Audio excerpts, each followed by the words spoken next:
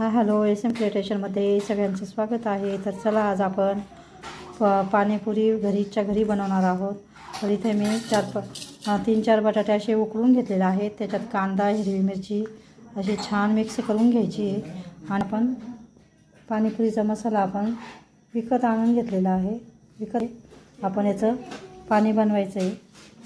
तर घरच्या घरी आपण अशी पाणीपुरी अशी छान करून खाऊ शकतो। तर इथे बघू शकता आपण पाणीपुरीचं पॉकेट आणलेले आहेत आणि भाजी ही घरीच बनवलेली आहे।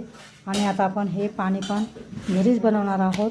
तर सगळं फॅमिलीसह आपण हे पाणीपुरीचं घरच्या घरी एन्जॉय करू शकतो। तर बघू शकता आपण असं छान पाणी तयार केलेलं आहे आणि पुऱ्या पण आणलेल्या आहेत याचे बघू।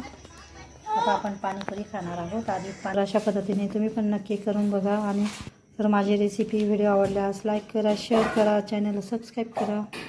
व्हिडिओ बघितल्याबद्दल धन्यवाद।